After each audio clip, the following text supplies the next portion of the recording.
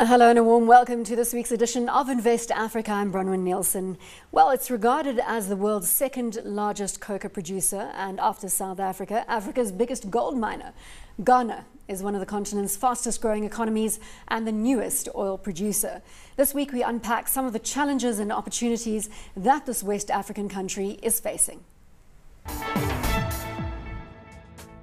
Bordering the Gulf of Guinea between Côte d'Ivoire and Togo, over 25 million people inhabit approximately 230,000 square kilometers of land. Well endowed with natural resources, agriculture accounts for roughly 1/4 of GDP and employs more than half of the workforce, which are mainly small landholders. The services sector is a significant contributor and accounts for 50% of GDP. Gold, cocoa and timber exports to France, the Netherlands and USA are major sources of foreign exchange. Imports such as capital equipment, petroleum and food products are sourced mainly from China, Nigeria and the US.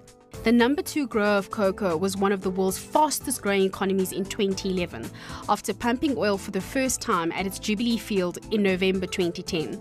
This sent GDP soaring by nearly 15%.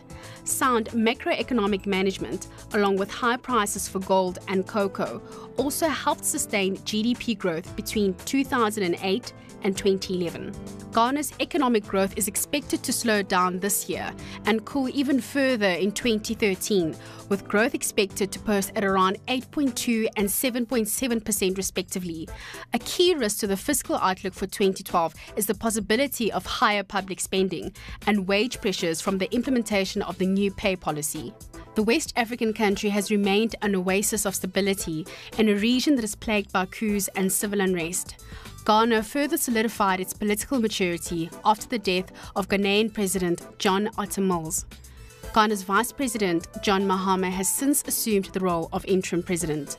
Even though analysts are not reporting on a significant impact by the unforeseen incident, the world is watching closely to see if the words of the late President Mills will be echoed by the new leadership.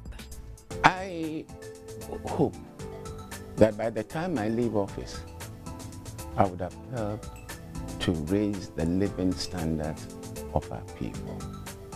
I would have helped to consolidate democracy, rule of law, justice, etc. And above all, I would have left behind me a peaceful and stable Ghana with the right kind of atmosphere for attracting investment. Well, joining me in studio to take a closer look at Ghana as a business and investment destination, Thabo Ngalo, Portfolio Manager, Stanlib Africa, Equity Fund, and Grant Hatch, Executive Director, Strategy Practice at Accenture, Southern Africa. Gentlemen, thanks very much for your time. Well, certainly the late President John Otta Mills making all the right noises there in terms of what he was saying. Are we seeing, I know this is very new in terms of news flow, his death 3 weeks ago, but are we going to see the same policy implementation from the now interim president? I think, Bronwyn, we will, because I think the fact that the transition was so smoothly handled, I mean, there was a plan in place, that the vice president stepped in, took on the role as interim president. The fact that both the political parties vying for it are actually very similar, centrist type parties bodes well for continued stability in Ghana, and that's one of the reasons why, as you highlight in the introduction, that GDP growth has continued at quite high rates because of the high degree of political stability in quite an unstable region, which is quite appealing for investors. Thabo, this isn't a huge setback in your opinion? No, I mean, I mean, for us, it's definitely not a setback. I think the primary reason for that, as Grant also alluded to, is it's a handover from the president to the vice president. They're in the same party. So, I mean, I think also if you look at it, he's essentially the caretaker president for the next 6 months or for the next sort of 5 months until the elections in December. So, I mean, we don't expect much in terms of policy change. I think he'll continue as planned for the next couple of months till the elections. And I think the real deciding point, I guess, will be what happens in December, because as we know, Ghana is a highly democratic country, and I think the split between both political parties, the NDC and the NPP, I guess is very small. So we can certainly expect fair and free elections with Definitely. not much policy change in terms of who comes into the hot seat. Absolutely. Grant, I love Ghana. I've been up in Accra recently and I found it an amazing city. Everything seems to work incredibly well. I think it certainly deserves the accolades that it's been given as an investment destination and a hot investment destination. What do you deem most exciting about the territory? I think what's interesting is when you arrive for the first time at the airport and you're used to the sort of somewhat chaos of African airports, and as you arrive and walk out, someone orderly tells you to keep moving. You know, and there's structure and order in the country. You get that sense of it from the time you arrive at the airport from the outset. Absolutely. Even the visibility of the infrastructure, everything looks as though it's established, moving in the right direction without the chaos that you sometimes encounter when you're traveling. Airports. Yeah. Thabo, in terms of obviously the top cocoa producer, big oil discoveries, that giving the economy a big kick, do you think we are going to see this country rather starting to trailblaze? I think it will. I mean, if you look at the figures you know, on the inset that was shown earlier on in the inset, it's still showing growth of 8% or 7% for the next 2 years. And, you know, it might have fallen from 14%, it might be at 8%, but 8% is phenomenon by in this environment, by any measure, 8% is absolutely exactly, will take any day. So I think we'll still see rapid growth, and I think as well from the rapid ramp up of oil. I mean, if you look at Ghana now, if you speak to the likes of Tullow Oil, which some of the companies we speak and invest in, I mean, Ghana is looking at about 80,000 barrels of 80,000 barrels of oil a day, you know, in terms of production. So I think as that ramps up, you know, to the likes of Nigeria at 2.5 million barrels, you know, I think you're going to see growth without a shadow of doubt. You're going to see growth, you know, from the agriculture space. Food security is a big issue. So I think Ghana will continue to grow. I think we still expect a lot of growth going forward from just the primary industries and services as was shown earlier as well. How much interest are we seeing in the agro-processing environment in Ghana?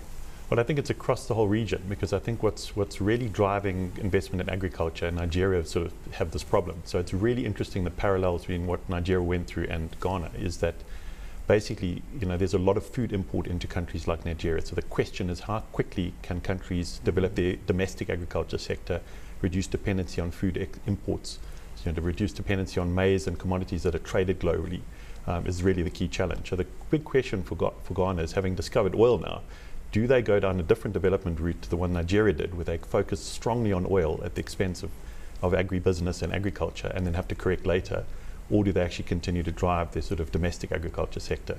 I mean, but given the point about political stability, my sense is that they are going to get this right, because they're already doing a lot in that space, investing in agriculture, and they've got a lot of arable land still to develop, so it's encouraging. Do you believe, as Grant puts on the table, that they will get it right? They're not going to neglect the agri-environment now with this discovery of oil, because it's a sexier environment. You know, we hope they'll keep the focus, and I think from all signs, from what we've seen over the last 2 years, I think, since oil was discovered, that will remain a primary focus in terms of agriculture and other sectors of the economy. So, you know, essentially what's known as the Dutch disease, we're effectively not seeing it at the moment in Ghana. So, I mean, we're hoping, you know, agriculture will continue to be the pillar of the economy, but I think from our perspective, what we want to see is more commercial agriculture, and I think we want to see a bit more investment from companies and from banks especially. You know, if you look at the agricultural sector in Ghana now, you know, it's quite reliant on rain. So if you've got a bit of a dry season, then the cocoa production falls. So what you want to see is a bit of irrigation, a bit more organized agriculture, so that whether there's rain or not, there's still irrigation systems in place. You know, they can keep up the production where it should be. So I think these are some of the companies. I mean, when you speak to companies, for instance, like Benzo Oil, which is also a listed company, Benzo is a palm oil producer. So I mean, some of the agricultural players are out there, and you know, they're just waiting for opportunities. What about the regulatory environment? Is there anything there to discourage? As you say, you would like to see more commercial farmers in country. You would like to see more investment from the private sector, from the financial sector. Is there anything at the moment that doesn't sit right with a foreign direct investment on any of those fronts? I think it's coming in slowly, but I think it's not fast enough. I think what we've seen, unfortunately, is more FDI into the services sector, mainly banks and hotels and what have you. But agriculture, not as much. Agriculture is still still a very, you know, highly political sort of a discussion, I guess, as well in Ghana, because you're looking at a lot of small-scale farmers in Ghana, a lot of outgrowers that you know, sort of, I mean, the growers aren't just, it's not just one big farm, I guess. It affects many people in terms of many small producers, I guess, in communities. So it's still not, I guess, as developed, I guess, perhaps in terms of just allowing perhaps a lot more commercial investment, but I think it's coming. Looking at the free trade enterprise or the free zone enterprise, it sounds like that's the way to go if you are setting up a business in Ghana. Effectively, you've got a 10-year tax holiday. Those kind of things make me very excited. Should we get excited about how you can do business? Well, I think there are two things, Bronwyn. One is actually the macro trend of the borders becoming much more porous. I mean, I think one of the issues, and it's actually been driven by a slowdown in Europe, is that Africa is starting to trade much more interregionally, and actually the extent to which borders come down and helps a lot. So, you know, the fact that Ghana is contiguous with, you know, Nigeria helps a lot in terms of that sort of regional trade, but also to what extent government policies actually stimulate local free trade zones, and the tariff protection they put in place and the incentives, you know, that has a huge impact on how domestic industry from agriculture to manufacturing will develop. Depends on those incentives. They're making the right noises, though, again, going back to what the late president was saying earlier in the show. Yeah. They're making the right noises, and I think even just, I mean, Ghana is a very progressive country from, I guess if you compare Ghana to almost every other country on the continent, it's quite progressive from a political perspective, from a policy perspective as well. I think the way they've handled as well, if you look at the way they've handled the you know, the oil concessions in the Jubilee fields, it was very mature, it was, you know, allocated fairly and transparently, and I think it's something you rarely see across the continent. So Ghana is a model country, I think, and I think it's, you know, some of these policies will come. I think at the moment the priority has been on oil, which is sort of clouding the rest of the economy. But as you mentioned, you know, when you get to Accra, it's fantastic to see just outside the airport, you know, the new Holiday Inn hotels, you know, the infrastructure that's growing. So, you know, the country's moving forward, and I think it's just a matter of time. What are the problems, though? There must be some problems that still arise. I think everywhere, you know, you've got problems, and education is still one big issue. Literacy is still one big issue, and I think there are a lot of issues that still affect the communities and population in Ghana. Infrastructure is a big issue, you know. I think infrastructure is a big issue all across the continent, and I think when you just travel a little bit out of Accra and you drive out to Cape Castle or to you know, to Takoradi or anywhere else, you start seeing the road infrastructure needs upgraded. So you're saying Accra belies what the rest of the country looks like. Don't take Accra as an indication of the infrastructure development across Ghana. That's true. I mean, it has to start with the capital cities naturally, but I think it has to spread as well across the country. Yeah.